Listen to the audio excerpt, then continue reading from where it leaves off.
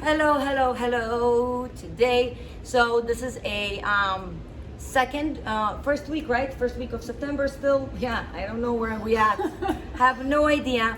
If anybody watched our video, or first video of the month, you know that the theme is toxic and empowering work environment. How to create though, or how to deal with the toxic ones, right?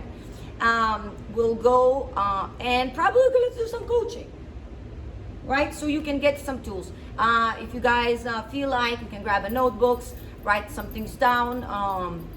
This we call stack, and I will support you getting out of your trigger or out of a kind of dark place when we get stuck and we can't move forward, right?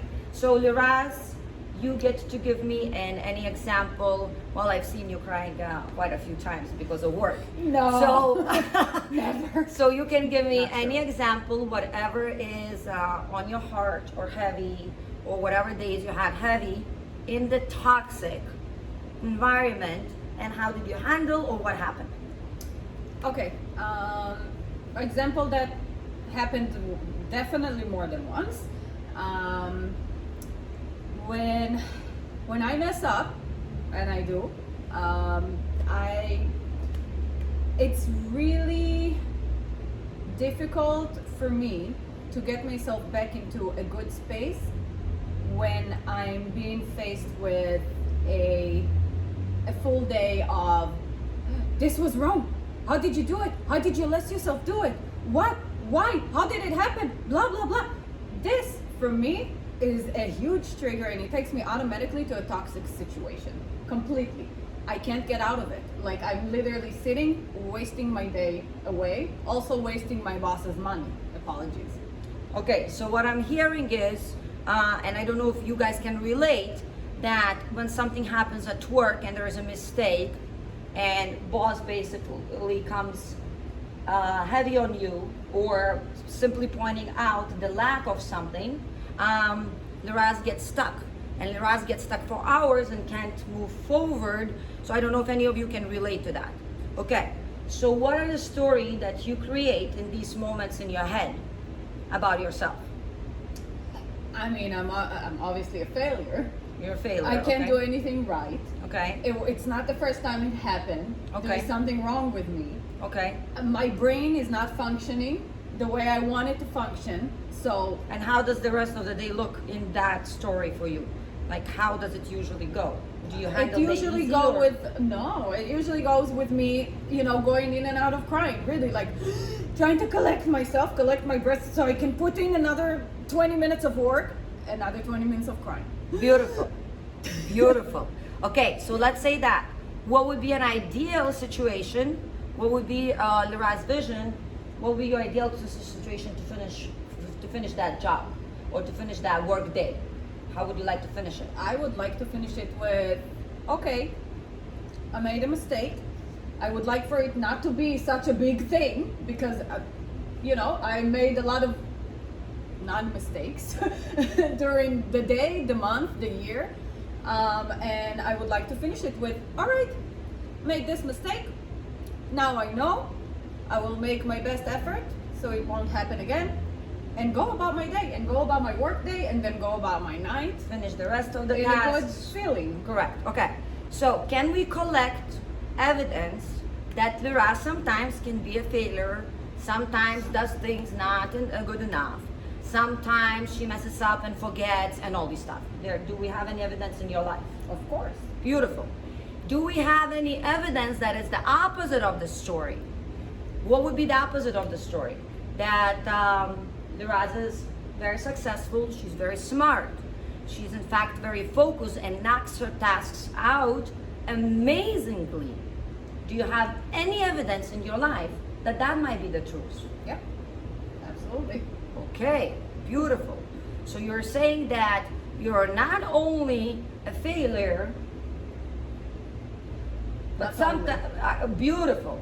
But Liraz is also a very successful woman, right? Yeah. Okay, beautiful. So, which story would support you to finish the day beautifully and smoothly, and not going and torturing yourself throughout the rest of the hours of work? Is it the story that you're a failure, or is it the story that Liraz is successful too? It's the story that I'm successful and I'm allowed to mess up. Beautiful. In fact, I'll ask the question this. Because a lot of us, we focus on the lack of things. In your opinion, if you look back, what evidence more you even have that you're constantly failing, or that you're actually constantly collecting wins? Majority or wins? Okay. Majority. So basically you're telling me in these moments when they become dark, the problem is really not that you're not successful or you don't know how to do things, and the problem is that you don't see those things at the moment. Yeah, I You're focus on the negative, on the lack. little negative, instead of the big positive. Beautiful. So you focus on one piece of pie versus Liraz's whole pie. Awesome. So, does that support you? No. Exactly. So what's gonna support you? Perhaps starting to notice and think, maybe telling myself, maybe even memorizing 10 good wins and start repeating them in my mind. I don't know. Look up. Absolutely.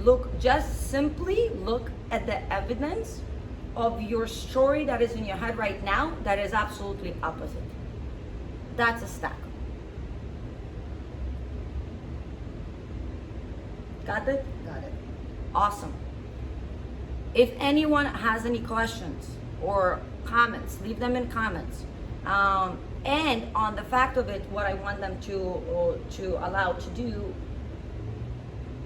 is, if you have any questions or subject that you would like us to kind of do a little research, or not even research, to maybe even coach, go ahead and share those. Absolutely. Because we can relate to each other more than we think. So I believe Liraz's issue is not only Liraz's issue, it's a human being thing. And my heart goes out to everyone. And simply, I really hope that supported everybody in some kind of a way. And again, have beautiful rest of the week. Our doors, our hearts, our ears are open for all of you. Reach out at any time for any support. Thank you, Liraz. Thank you, Liraz. Thank you, Liraz, for being such an awesome worker, an employee, for being the heart of it, for being my right hand that always sits on the left. Thank you too. Bye.